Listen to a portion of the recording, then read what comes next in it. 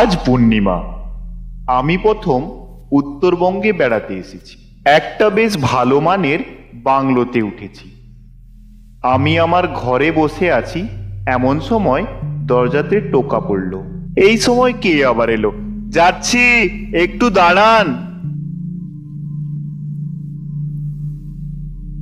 দরজা খুলে দেখি একটা ঢ্যাঙা মতো লোক দাঁড়িয়ে আছে। ফ্যাকাশে মুখ, শরীরের কাঠামো দেখে মনে হচ্ছে এক সময় বেশ জোয়ান ছিল। তিনি বললেন, ক্ষমা করবেন, আপনাকে এই সময় বিরক্ত করলাম। না না, এমনটা কিছু না, আসুন না, ভেতরেই আসুন।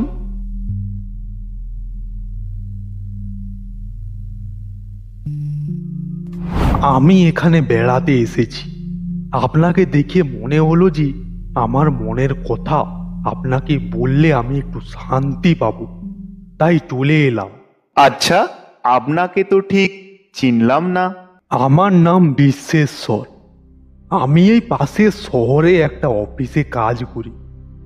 আচ্ছা, আপনি কি বেড়াতে এসেছেন? হ্যাঁ, কলকাতা থেকে এসেছি। আমার বাড়িও কলকাতায়।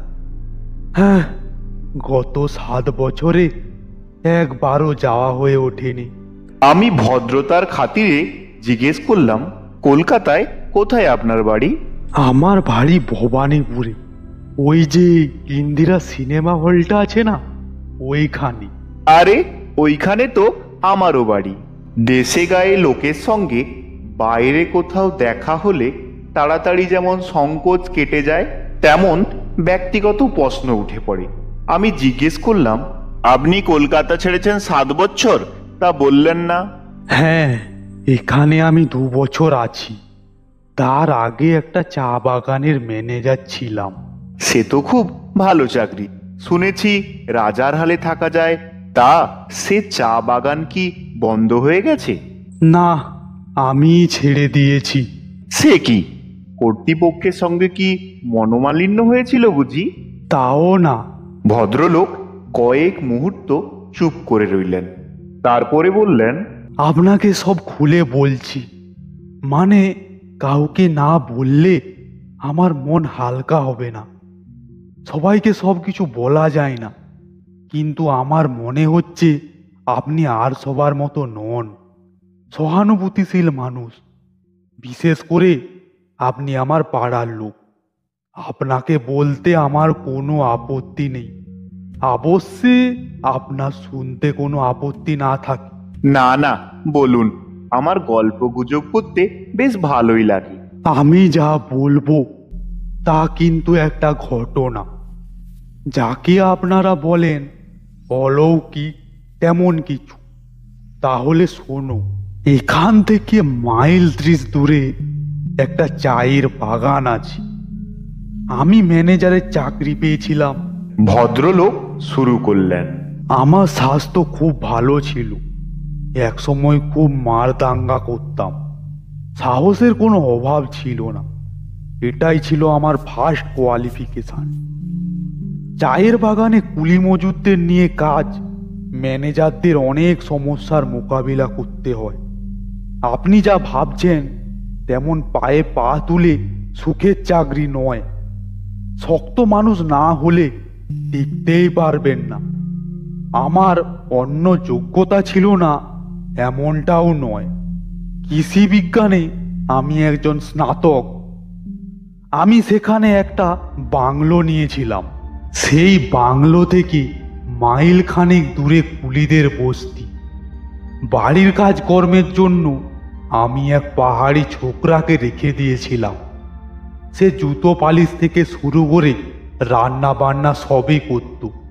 যোগ্য ছেলে। আমার বাংলোর কাছাকাছি আর কোনো বাড়ি ছিল না, শুধু একটা পোড়ো বাড়ি ছাড়া। পোড়ো বাড়ি বলছি এই জন্যেই যে বাড়ির চুন প্লাস্টার খসে পড়েছে, ইটগুলো যেন দাঁত বার করা। কার্নিসের এখানে ওখানে বড অসত্যের চারা। দরজা জানালা সবসময় বন্ধ থাকতো। বাড়িতে যে কেউ বাস করে না তা বলে দিতে হয় না। চারিদিকে সবুজ আর সবুজ। কলকাতা থেকে এসে জায়গাটা খুব ভালো লেগে গেল। সেখানে ভালোই দিনগুলো কাটছিল। রাতে আটার রুটি আর হাঁস মুরগি কিংবা হরিণের মাংস। খাসা রান্না করতো ছেলেটা। প্রায় 1 মাস কেটে গেল। সেদিন ছিল পূর্ণিমার রাত। আকাশে দেখা গেল থালার মতো চকচকে একটা চাঁদ। চা বাগানে সন্ধ্যের পরই রাত নামে। কুলিদের বস্তিতে বেশি রাত পর্যন্ত হই হুল্লোড় চললেও আমার বাংলোর চৌহদ্দির মধ্যে জনমনীষীর সাড়া পাওয়া যেত না।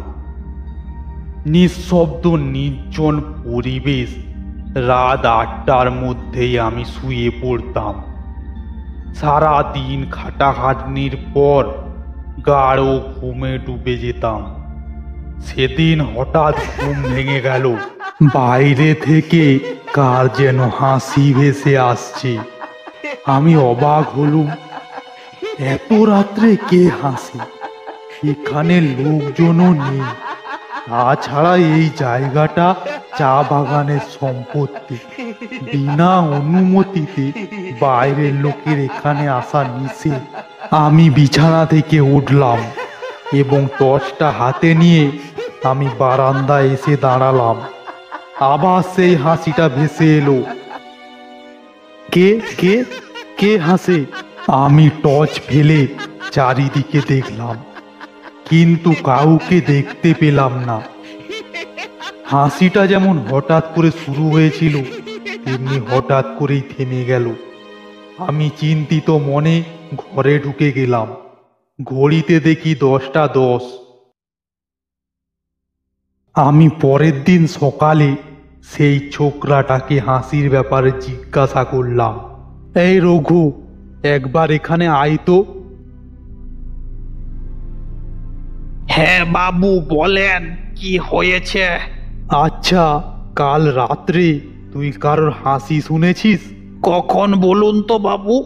এই ধর 10টার দিকে। না বাবু, আমি তো হাসির শব্দ শুনিনি। আর ওই রাতে কেই বা হাসতে যাবে বলুন তো? তার কাছ থেকে কোনো উত্তর পাইনি। আমি ভাবলাম কুলি মজুরদের মধ্যে কেউ একজন নেশা করে কাছাকাছি কোথাও এসেছিল, তারই হাসি শুনেছি। ব্যাপারটা আমি মন থেকে মুছে ফেললাম। আরো 1 মাস কেটে গেল। আবার এলো পূর্ণিমা। সেদিন রাতেও আমার ঘুম ভেঙে গেল। বিছানায় শুয়ে শুয়ে শুনতে পেলাম সেই হাসি। বিকট সে হাসি প্রকৃতস্থ মানুষের যে নয় তা বুঝতে কষ্ট হলো না। সাধারণ কেউ হলে হয়তো ভয়ে সিটিয়ে যেত, কিন্তু আমি অন্য ধাতুতে গড়া। ঘড়িতে দেখলাম রাত 10টা। একটা মোটা লাঠি আর টর্চ নিয়ে আমি বেরিয়ে পড়লাম, কিন্তু কাউকে খুঁজে পেলাম না। আগের বারের মতো এবারেও হাসিটা হঠাৎ বন্ধ হয়ে গেল। ব্যাপারটার কোনো ব্যাখ্যাই আমার মাথায় এলো না। শুধু বুঝলাম পূর্ণিমার রাত ছাড়া ও হাসি শোনা যায় না। আমি পরের দিন আবার সেই ছোকরাকে জিজ্ঞাসা করলাম হাসির ব্যাপারে। হ্যাঁ রে রঘু, কালকে রাতে ওই রকম ভাবে কে হাসছিল বলতো? হাসছিল? কে আবার হাসছিল? আমি তো কারো হাসি শুনিনি। সে আমার কথার জবাব দেওয়ার সময় অদ্ভুতভাবে আমার মুখের দিকে চেয়েছিল। বুঝতে পারলাম ও মনে করছে আমার মাথায় কিছু গন্ডগোল হয়েছে। পরের পূর্ণিমার রাতে সেই একই ঘটনা ঘটল। এবার আমি কান চেপে শুয়ে রইলাম। আর কেউ ওই বিদঘুটে হাসি শুনতে পায় না কেন তা আমার বোধগম্য হলো না। একবার মনে হলো আমি কি স্নায়বিক পীড়ায় ভুগছি, কিন্তু সে চিন্তা আমি মন থেকে উড়িয়ে দিলাম। পরের পূর্ণিমায় আমি আর শুয়ে থাকতে পারলাম না। হাসির রহস্যটা আমাকে জানতেই হবে, না হলে আমি হয়তো পাগল হয়ে যাব। সেদিন রাতে ইচ্ছে করেই আমি জেগেছিলাম। তাই হাসি শুরু হতেই বিছানা ছেড়ে বেরিয়ে পড়লাম। হাসির শব্দটা যেদিক থেকে আসছিল সেদিক লক্ষ্য করে আমি ছুটলাম। হাসিটা হঠাৎ বন্ধ হয়ে গেল। ততক্ষণে আমি পৌঁছে গেছি সেই পোড়ো বাড়িটার কাছে। এবার বুঝতে পারলাম হাসিটা আসে ওই বাড়ি থেকেই, কিন্তু ওটা পরিত্যক্ত, কেউ থাকে বলে শুনিনি, কাউকে চোখেও পড়েনি। তবে কি রাতের দস্যু লোকেরা এখানে এসে জড়ো হয় চোরাই কারবারিদের একটা গোপন আড্ডা? বাড়ির সব জানালা দরজা বন্ধ, সদর দরজায় একটা বড় তালা। ভেতর থেকে ক্ষীণ আলোর রেখাও চোখে পড়ছে না। আমি কি করব মনস্থির করতে না পেরে ফিরে এলাম। পরের দিন অফিসে একজন কর্মচারীকে জিজ্ঞাসা করলাম ওই বাড়ি সম্পর্কে কিছু জানেন কিনা। আচ্ছা মেঘলাল বাবু, আপনি হয়তো জানবেন, আমার বাংলোর কাছাকাছি একটা পোড়ো বাড়ি আছে। ওখানে আগে কে থাকতো, বা এখন কি কেউ থাকে? বছর 40 আগে ওই বাড়িতে 2 ভাই থাকতো। তাদের সম্বন্ধে বিশেষ কিছু জানা যায়নি। লোকজনের সঙ্গে মেলামেশাও তারা করতো না। শোনা যায় ছোট ভাই ছিল বদ্ধ উন্মাদ। তাকে দোতলার একটা ঘরে শেকল বেঁধে রাখা হতো। তাকে দেখাশোনার জন্য একটা লোকও ছিল। সেই উন্মাদ ভাই মাঝে মাঝে হিংস্র হয়ে উঠত। বিশেষ করে পূর্ণিমার রাতে বেড়ে যেত তার পাগলামি। তখন তাকে চাবুক মারা হতো। চাবুক খেত আর অট্ট হাসি আসতো সেই ভাই। ভয়ঙ্কর ছিল সেই হাসি। ওই ভাইয়ের জন্য তার দাদা লোকালয় ছেড়ে এই নির্জন অঞ্চলে বাসা নিয়েছিল। তাহলে বাড়ি ছেড়ে চলে গেল কেন? তারপর একদিন পূর্ণিমার রাত্রে সেই উন্মাদ ভাই তাকে যে দেখাশোনা করত তাকে সে আক্রমণ করলো। সে তখন ঘুমিয়েছিল। আচমকা আক্রমণে সে প্রথমে কাবু হয়ে পড়েছিল, কিন্তু সেও ছিল খুব বলিষ্ঠ। সেদিন রাত্রে আবার তার দাদাও ছিল না, দরকারি কাজে শহরে গিয়েছিল। পাগল সেই লোকটির গলা চেপে ধরেছিল। আত্মরক্ষার জন্য সেও পাগলের গলা চেপে ধরল। পরদিন সকালে তার দাদা ফিরে এসে দেখে দুজন দুজনের গলা টিপে মাটিতে পড়ে আছে, দুজনেই মৃত। তারপর থেকেই বাড়িটা ওভাবেই পড়ে আছে। দাদা সেই যে চলে গিয়েছিল, আর ফিরে আসেনি। ওই হলো বাড়ির ইতিহাস। আপনি কেন জানতে চাইলেন বলুন তো? না না, কিছু না। ওই বাড়ির ইতিহাস জানতে ইচ্ছে হলো, তাই জানতে চাইলাম। পরের পূর্ণিমায় আমি ইচ্ছে করে সেই ছোকরাকে ঘুমোতে দিলাম না। নানান প্রশ্ন জিজ্ঞাসা করে তাকে জাগিয়ে রাখলাম। আমি কথা বলছিলাম আর মাঝে মাঝে ঘড়ির দিকে তাকাচ্ছিলাম। মনে মনে চাইছিলাম কখন 10টা বাজে। ঠিক 10টার সময় ভেসে এলো সেই বিকট হাসি। আমি সেই ছোকরার দিকে তাকালাম। সে কিন্তু নির্বিকার, সে কথা বলেই চলল। আমি উত্তেজিত হয়ে বললাম, শুনতে পাচ্ছ? কি? একটা হাসি। হাসি? কার হাসি? আমি তো কারো হাসি শুনতে পাচ্ছি না। একটু কান পেতে শোনো, আমি স্পষ্ট শুনতে পাচ্ছি। আপনি মনে হয় ভুল শুনছেন। কেউ হাসেনি, আপনার মনের ভুল। ভুল শুনেছি? প্রত্যেক পূর্ণিমার রাতে আমি এই হাসি শুনছি, আর তুমি আমায় বলছো আমার মনের ভুল? ছোকরা কেমন অদ্ভুত দৃষ্টিতে আমার দিকে তাকিয়ে রইল। আমি বুঝতে পারলাম সে আমাকে পাগল ভাবছে।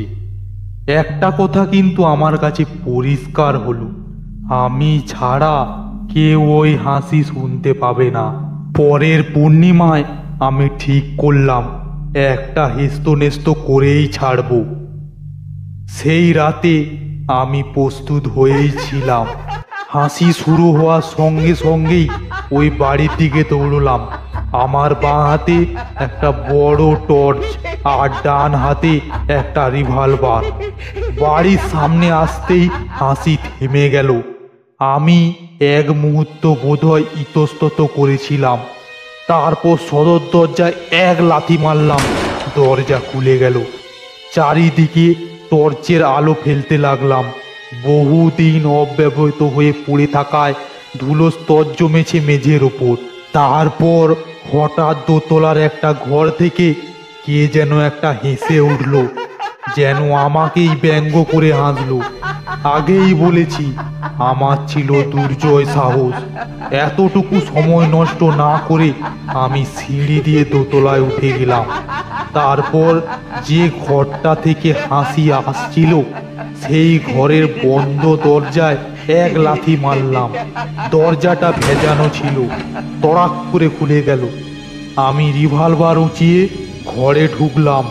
সমস্ত ব্যাপারটা যদি কোনো দুষ্ট লোক ভয় দেখানোর জন্য করে থাকে তবে তা আমি ভেঙে দেব, কিন্তু ঘরে ঢুকে আমি তাজ্জব বনে গেলাম। ঘরে কেউ নেই, এমনকি একটা আসবাব পর্যন্ত নেই। ফাঁকা শূন্য ঘর। আমি চারিদিকে টর্চের আলো বুলোচ্ছিলাম। হঠাৎ একটা অশরীরী অনুভূতিতে আমার সর্বাঙ্গে কাঁটা দিয়ে উঠল। হঠাৎ মনে হলো কে বা কারা আমার প্রতিটা পদক্ষেপ নজরে রাখছে। আমি কাউকে দেখতে পাচ্ছি না, কিন্তু উপস্থিতি অনুভব করতে পারছি। তারপর আমি সেই ঘর থেকে বেরিয়ে সিঁড়ি দিয়ে নামতে লাগলাম। আবার সেই হাসি, শরীর হিম করা অট্ট হাসি। আমি কোনো রকমে বাড়িতে এসে শুয়ে পড়লাম।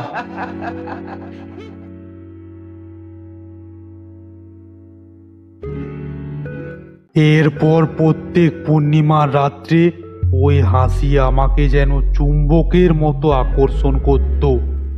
কয়েকদিন সেখানে সেই ভয়াবহ নরক যন্ত্রণা সহ্য করেও আমি টিকে ছিলাম, কিন্তু আর পারলাম না। চাকরিতে ইস্তফা দিয়ে এখানে চলে এলাম। একটা চাকরি জুটিয়ে নিলাম, সেই থেকে এখানেই আছি। আমি জিজ্ঞাসা করলাম, কিন্তু কলকাতায় ফিরলেন না কেন? আত্মীয় স্বজনের সঙ্গে থাকলে আপনার মন শরীর দুই ভালো হয়। সেখানেই তো মুশকিল। আমার আত্মীয় স্বজনেরা যদি আমাকে পাগল ভাবে সেটা আমি সহ্য করতে পারবো না। কিন্তু তারা কেন তা ভাববেন? আর তো সেই হাসি আপনি শুনছেন না, ওখান থেকে তো আপনি চলেই এসেছেন। সেটাই হচ্ছে কথা। এখানে এসেও আমি সেই হাসির কাছ থেকে নিস্তার পাইনি। পূর্ণিমায় রাতে 10টায় এখানে বসেও আমি সেই হাসি শুনতে পাই। পৃথিবীর আমি যেখানে যাই না কেন ওই হাসি আমাকে মুক্তি দেবে না। সে কি? ভদ্রলোক হঠাৎ আঁতকে বলে উঠলেন, শুনতে পাচ্ছেন? শুনতে পাচ্ছেন সেই হাসি? আহ আহা হা। আমি হাত ঘড়ির দিকে তাকিয়ে দেখলাম রাত 10টা। শান্ত হন, শান্ত হন। আমার মনে হয় আপনি কোনো সাইকিয়াট্রিস্টকে দেখালে আপনার ভালো হয়ে যাবে। এটা আপনার মনের রোগ দাঁড়িয়েছে। ভদ্রলোক আমার দিকে অদ্ভুত দৃষ্টিতে তাকালেন, তারপর বললেন, আপনিও বোধহয় আমাকে পাগল ভাবছেন, কিন্তু আমি এই ঘটনায় কি ব্যাখ্যা করেছি জানেন? কি?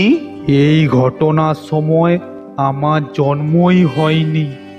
আমার নিশ্চিত ধারণা আগের জন্মে আমিই ছিলাম সেই পাগল।